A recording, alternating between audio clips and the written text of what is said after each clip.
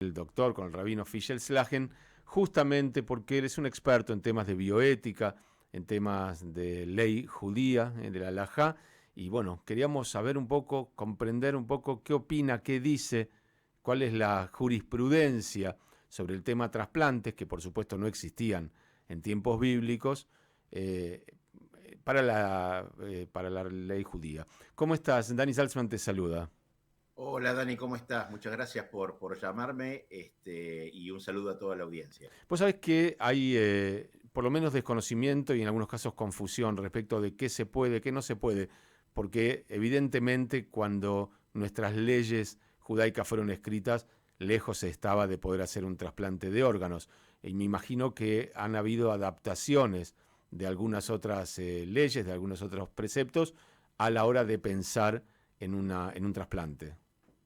Sí, de hecho es tal cual como vos decís, así funciona la jurisprudencia judía, digamos, ¿no? Frente a casos que no están contemplados ni en la Biblia ni en el Talmud, bueno, se basa por analogía jurídica, en donde se busca un caso similar por analogía, y cuando no lo hay, bueno, se rigen por los principios y por las leyes existentes y cómo éstas interpretan bajo su luz la nueva tecnología o la nueva, en este caso, disposición médica. En el caso de la donación y de los trasplantes de órganos, el judaísmo diferencia lo que es la donación de órganos para salvar una vida específica de una persona que lo necesita y es conocida, es específica, identificada, respecto de lo que es la donación para banco de órganos o experimentación científica. Estas últimas dos están prohibidas y la primera no solamente está permitida, sino que en muchos casos es obligatoria. ¿De dónde surge esto? Surge primero por la ley de lo que se llama Pikuach Nefesh o salvamento de la vida de la persona, basado en el Levítico 18.5, en donde alguien identificado y necesitado del órgano, ¿no es cierto?, eh, permite y obliga a un tercero a la donación para salvarle su vida. Donación, que cabe siempre decir, es en tanto y en cuanto no afecte significativamente la vida de la persona donante, ¿no es cierto? ¿Por qué? Porque también ahí colisionaría con otra ley que dice que la vida de uno antecede a la vida de otro. Con lo cual, ¿cuál es el límite entre, por ejemplo, la obligación de curar del Éxodo 21:19, la obligación del Levítico 19:16, que es no deponer ante la vida del prójimo, es decir, no quedarse quieto, hacer todo lo posible para salvarlo, pero también el equilibrio con números 6:11, que habla de que uno no puede exponerse a riesgos ni a peligros mortales. Bueno, el límite es esto, el límite es en cumplir con salvar la vida del prójimo, pero en tanto que, en este caso, el donante pueda continuar su vida sin que la disminución de lo donado le afecte sensiblemente o lo afecte sensiblemente. ¿Qué quiere decir esto? Que no necesite tratamientos ni seguimientos médicos ulteriores, constantes y crónicos, ¿Y digamos, qué ¿no? pasa entonces con la donación de aquellas personas que han fallecido? Bien, después está la otra parte, que es la parte de la donación post-mortem. Claro, Lo mismo ahí lo que entiendo es que el tema es definir quién ha muerto. Bueno, ese es uno de los temas que ya está Ujú. zanjado, pero esto, como muy bien decís, después está toda la otra parte de la donación que se llama la donación cadavérica, post-mortem. Ahí las prohibiciones por ley de obtener beneficio de un cadáver no aplica. Ahora vamos a explicar por qué. Así como tampoco aplica ninguna otra prohibición por las cuales un judío debería dar su vida y no transgredir, que básicamente son tres: no cometer actos de idolatría, no cometer asesinato y no cometer relaciones sexuales prohibidas. Es decir, se permite la donación cadavérica, uno, porque no está incluida la ablación de órganos para salvar otra vida, ¿no es cierto?, dentro de lo que es el pikuach nefesh, que recién dijimos. 2, porque la ley entiende que eso no se considera un trato vergonzoso al fallecido o al cadáver, justamente porque está salvando la vida de otra persona. De la misma forma que no entiende que haya un trato vergonzoso al cadáver cuando muchas veces se tiene que retrasar la inhumación porque a la espera de un pariente importante o porque se le puede dar una sepultura mucho más digna si se espera un tiempo. Con lo cual está permitida la ablación y queda el criterio, esto que muy bien decís, que es ¿cuál es el criterio de muerte? Bien, según el Génesis 7:22, el criterio de muerte bíblico y talmúdico es el cardiorrespiratorio. Y así fue hasta las últimas décadas, en donde se estableció un nuevo criterio de muerte, que es el de muerte cerebral. Muerte cerebral que, vale la pena decirlo, no es un estado comatoso, no es un estado vegetativo, sino que es básicamente la muerte neuronal, incluyendo el tallo cerebral, razón por la cual ya no hay irrigación sanguínea al cerebro y el cerebro se empieza a licuar. ¿Qué es lo que pasa? Que bajo las tecnologías existentes, aún la persona con muerte cerebral se le puede seguir sosteniendo la ventilación forzada por un ventilador artificial. ¿Por qué? Porque el corazón, como es un sistema nervioso autónomo, sigue latiendo mientras que tenga nutrición de oxígeno, el oxígeno aportado por un pulmotor, con lo cual la persona, aún lo que llaman la halajá, decapitada fisiológicamente, porque ya no le llega sangre al cerebro, puede mantener su sistema cardiorrespiratorio artificialmente sostenido. Bien, esto fue toda una discusión halágica que ya está zanjada y lo que se hace es, se reconoce el criterio de muerte cerebral bajo ciertos protocolos, que son los protocolos básicamente internacionales para dictaminar que realmente tiene muerte cerebral, con lo cual lo que se hizo fue, se reconoce la muerte encefálica, ¿no es cierto? Pero lo que se hace es desconectar a la persona y esperar 30 segundos con la actividad cardiorrespiratoria cesada, como para cumplir con todos los requerimientos y los procesos autoritativos de entonces, que no hay ningún problema y esto básicamente se aplica, que no hay ningún problema.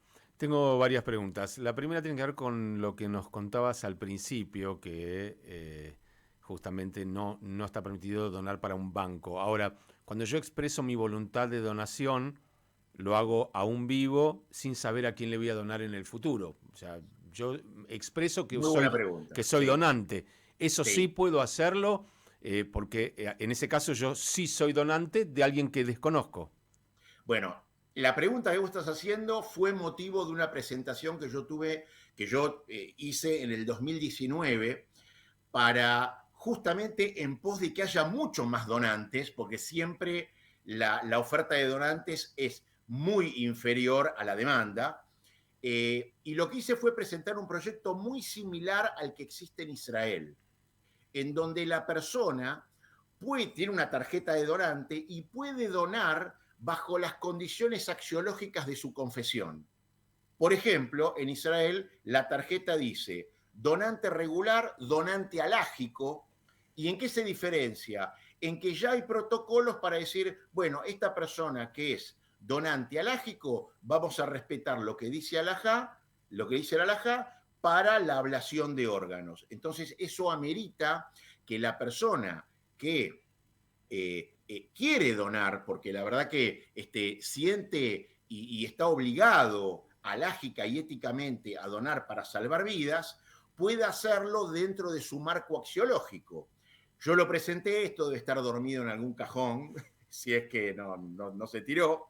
¿Por qué? Porque la ley en Argentina es una sola y no hay esta diferenciación para permitir, no digo solamente al halajá, sino también a la comunidad musulmana, a los testigos de Jehová, a los mormones, a los evangélicos o a cualquier otro que tenga un sistema axiológico diferente a la ley en vigor de hoy, que les permita también ser donante. Mira, hasta tal punto, esto es importante, que Israel es el único país que, copiando la legislación de Singapur en 1986 más o menos, Israel determinó ya en el 2010, es decir, hace ya 14 años, la incorporación de lo que se llama el principio de reciprocidad, en donde quien no es donante básicamente no está habilitado a recibir órganos, justamente para facilitar y para impulsar que las personas sean donantes. En Israel hay que recordar que había mucho turismo para recibir órganos de israelíes en otros estados, ¿no es cierto? Y había muy poco donante. Esto hizo cambiar radicalmente la ecuación. Y hoy hay tres categorías, digamos, ¿no? La categoría que se llama la primera prioridad o la máxima prioridad en Israel, que es para quienes firman el consentimiento de donación, ya sea por ley regular o por halajá, hay como casilleros, digamos, a llenar, o que también tiene familiares de primer grado, padre, madre, hijo, hija, hermana, o también para quienes ya donaron en vida, por ejemplo, un riñón o parte de su hígado. Eso tiene la máxima prioridad. La segunda prioridad beneficia a quienes simplemente tengan la tarjeta de donante. Y la última prioridad, y la más baja, es para quienes, sin poseer la tarjeta de donante, tienen un familiar de primer grado cuya intención ha sido manifiesta de ceder sus órganos, por ejemplo, cuando fallezca. La pregunta acá y lo que siempre trajo, la ley esta sigue en vigor y es vigente. La verdad que esta ley trajo muchísimos más donantes, digamos, yo diría casi 3 o 4 veces mayor la cantidad de donantes hoy que hace 20 años. Disminuyó, y eso sí, drásticamente, el hecho de que israelíes tengan que ir por el mundo, lo que se llama el turismo trasplantológico. Eso disminuyó, digamos, casi un 400%. Hoy prácticamente está erradicada el turismo trasplantológico. Y yo presenté un proyecto similar aquí en la Argentina, también para que sea mucho más justo, ¿no es cierto? Porque una ley de reciprocidad que en términos de justicia distributiva es muy loable, tiene que estar acompañada con darle la posibilidad a la persona para que él pueda ser donante. Bueno, estoy en la dulce espera desde Está hace en el casi mismo cajón 5 que el años. otro. Bueno, Está en el mismo cajón que el otro. tengo, tengo otra pregunta que tiene que ver con el Pikuach Nefesh que vos Sí, mencionabas. En la Argentina hay una ley de donante presunto, todos somos presuntamente donantes, pero a la hora del fallecimiento es la familia finalmente la que decide. claro, tal En cual. nuestra comunidad judía y siguiendo nuestra halajá, ¿ese Pikuach Nefesh cae como peso también sobre la familia? Decir, mira, por ahí la persona que falleció presuntamente era donante, pero nunca lo expresó, nunca hablamos del tema, por lo que fuera. O sea, yo tengo esa obligación de salvar otra vida usando el cuerpo de alguien que presuntamente era donante, pero no lo sé. Es una pregunta muy buena. Existe en el judaísmo lo que se llama el principio de arbitraje o de mediación por terceros, digamos, ¿no? Y la pregunta tiene una bilateralidad. ¿Qué pasa si la persona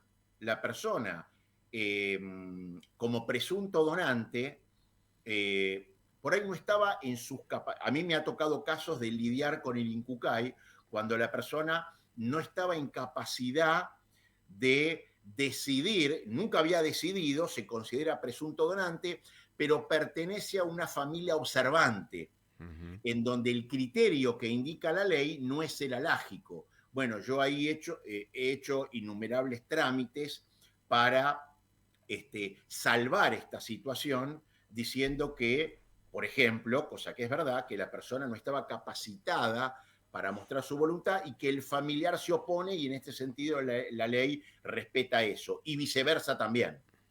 y viceversa también lo respeta. Desgraciadamente en Argentina todavía, como dije antes, no hay una ley que pueda respetar los marcos axiológicos, pero sí, en la halajá existe el principio de arbitrajo de mediación por terceros, en donde si la condición halágica se da, el pariente de primer grado y que es muy conocido por el paciente, puede determinar, de acuerdo siempre dentro del marco de la halajá, por el paciente. De hecho, ya hay, una de las tantas cosas que también propuse dentro de ese proyecto, formularios específicos para llenar y para que la persona, habiendo o no determinado su voluntad, que pueda llamarse a la autoridad correspondiente y para que él pueda determinar dentro de la halajá la voluntad también de los familiares, ¿no es cierto? Claro que sí. Sí, Claro.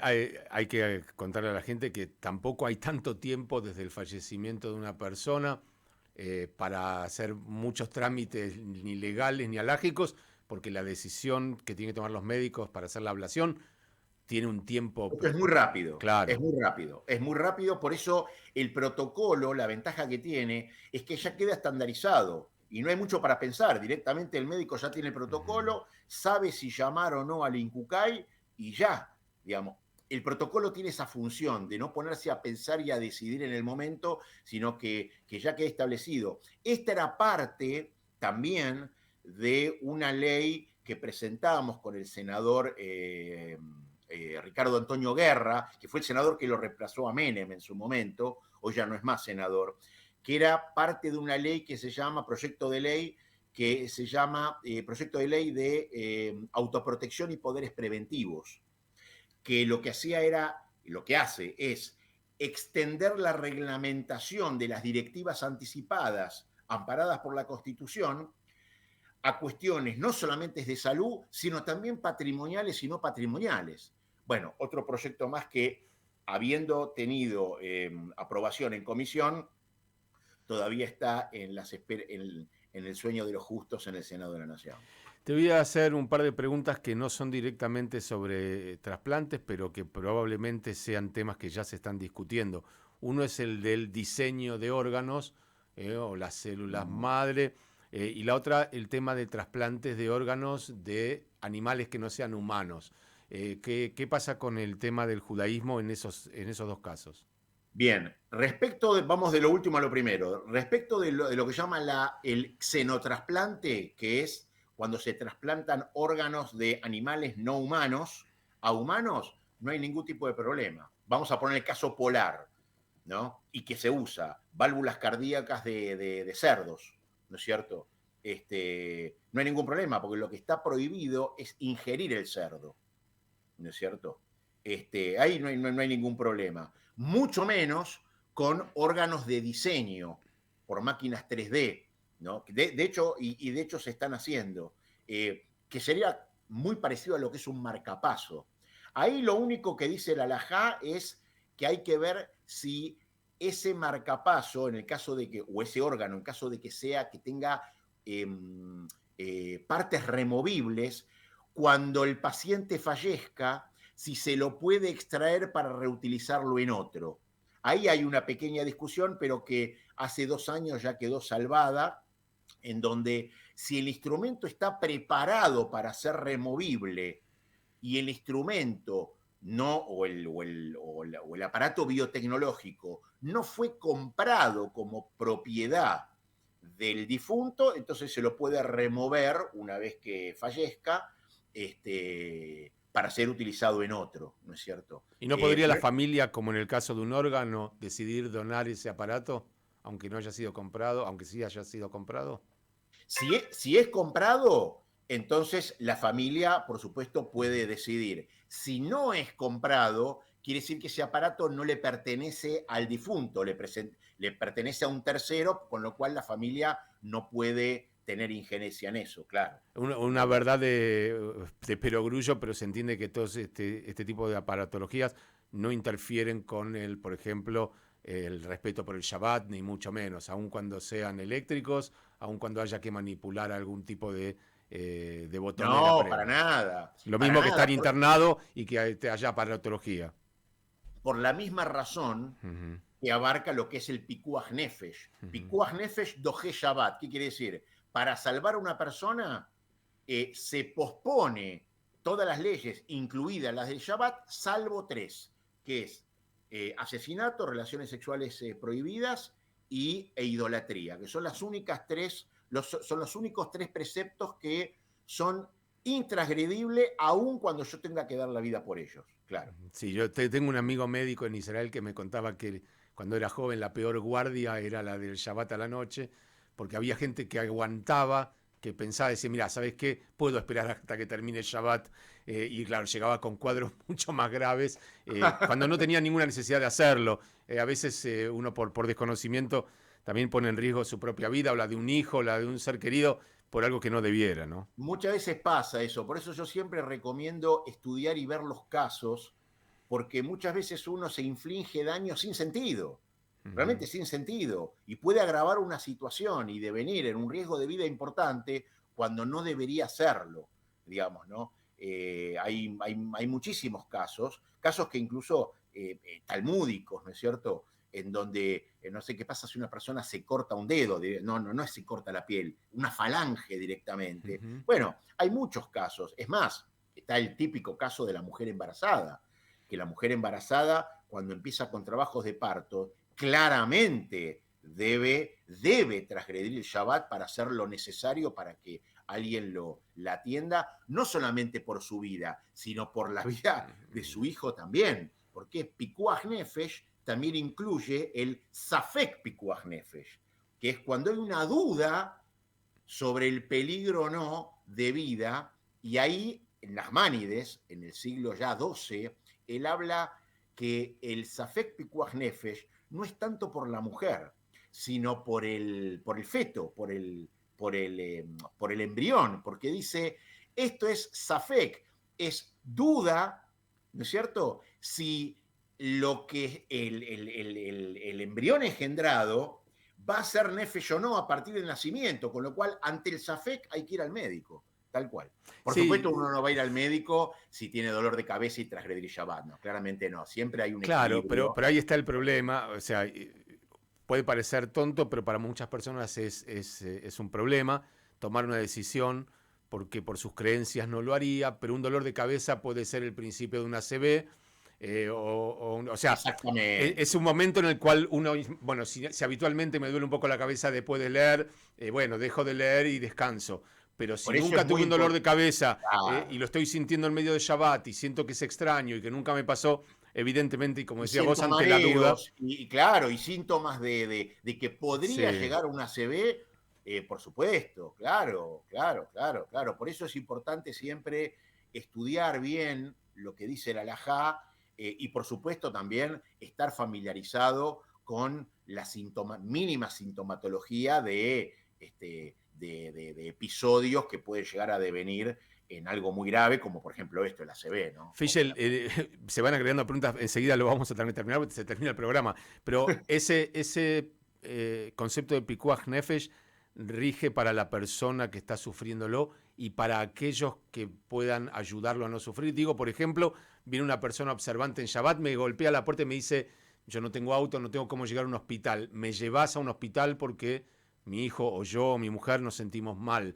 Esa persona que maneja está involucrada en ese mismo concepto de salvar la vida.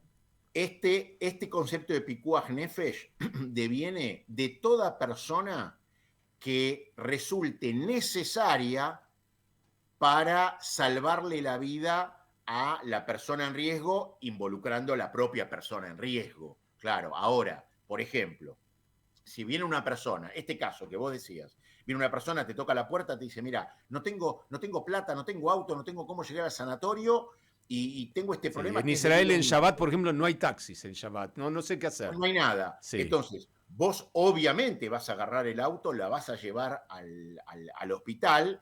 El tema es, listo, ya está, la dejás en el hospital. ¿Y cómo vuelvo? Tengo que volver a mi casa. Lógico. Bueno, ahí quedate en el hospital hasta que termina Shabbat o dejá el auto y volvete. Y volver de otra manera. Claro, es muy interesante. Es muy interesante. Es dojé, es decir, pospone lo necesario para salvar la vida. obviamente todo esto dentro de un parámetro racional, ¿no es cierto? Se entiende. Bueno, también habrá médicos que son observantes y por ahí les toca hacer una guardia o tener que hacer una Sí, intervención. claro. Y bueno, para eso están y son fundamentales, Y son en su momento necesarios. eran, ahora ya no se usa más, pero en su momento cuando se usaban los beepers, Ujú. el, Sonaba, tenía que médico, estar conectado. el médico usaba los beepers. Hoy todo Ujú. lo que es la organización Atzalá, igual, hay guardias, hay todo, por supuesto, es Sí, se da, igual. bueno, se da en Israel lamentablemente ahora y tantas veces tenés, pensando en los trasplantes, ¿no? Fallece un soldado que es un chico joven y sano. Hasta hace un minuto era una persona sana y joven. Y de repente se puede decidir un trasplante a partir de ese momento y bueno, Si ese trasplante le salva la por vida, y eso claro, digo, y es claro. Shabbat y bueno, toda la maquinaria no se detiene y de hecho salvar una vida... Yo, a ver, yo me acuerdo cuando yo hice el ejército, yo estaba en un pelotón de, obviamente, de personas religiosas y en Shabbat había guardias también, se Ujú, turnaban, se sí. turnaban. O sea, nos turnábamos y había guardia también. Es decir, si bien el Shabbat es algo muy grave, digamos, ahí el riesgo de vida lo pospone, digo, no lo cancela, lo pospone, claro. Bien, bueno, Fischel, la verdad ha sido un gusto poder charlar sobre esto. Me quedé con la idea de la reciprocidad. Sería fantástico que en la Argentina eso existiera, porque decidiría a muchas personas a expresar su voluntad de donar, y porque aparte tiene la lógica de, si vos no lo harías por otro, ¿por qué otro tendría que hacerlo por vos, habiendo tanta gente en una lista de espera? Evidentemente, no es que no estés en la lista, pero no sos prioritario si vos no lo hubieses hecho por otro. Me parece un concepto Y es un interesante. concepto que da resultado, realmente da Ujú. resultado. Es un concepto que tiene que ver con una moral de ayuda mutua y de una justicia distributiva y una justicia social que también muchas veces tiene que ver, y esto está probado, digamos, en Israel, en Singapur, esto está probado, y tiene que ver con que también eh, el hecho de que aquellos y solo aquellos que eligen potencialmente contribuir al sistema deberían estar también en posición de beneficiarse de él, porque si no se genera lo que normalmente se llama en bioética los free riders, digamos, ¿no? Los líberos, que lo que hacen Ujú. es aprovecharse del sistema, es decir, que la voluntad trasplantológica se tiene que regir, por supuesto, bajo criterios médicos, pero también bajo criterios éticos. Y ahí ¿Sangre viene el se puede, concepto de perdona, sangre se puede donar para alguien que uno no conoce, para un banco? sangre y tejido, sí, Ok, bien, las únicas dos variables. Bueno, el tejido es un órgano, piel, digamos, sí. ¿no? Que se puede donar para banco de órganos. Sí, me Sangre vino el y recuerdo, por en Israel justamente es muy común que cada tanto llegue el claro, camioncito y toda la escuela, toda la unidad de combate o toda la fábrica va y dona y para un dona, sí, banco, sí, sí, sí. sí, sí. Sangre y tejidos se puede donar a bancos de órganos, sí, tal cual. Perfecto. Correcto. Fischel, muchísimas gracias. El doctor Fischel Slagen es un experto en temas de bioética, de alajá, y bueno, nos da mucho gusto que pueda ayudarnos a entender. Te mando un abrazo. Un abrazo muy grande, gracias. El doctor Fischel Slagen. Nosotros casi que nos vamos, pero esta nota la teníamos con muchas ganas ya desde ayer, porque era el Día Internacional del Trasplante de Órganos. Y bueno, como todo, nuestro pueblo tiene sus leyes y tiene que ir encontrando soluciones a temas que por supuesto en tiempos bíblicos no existían. 12:57.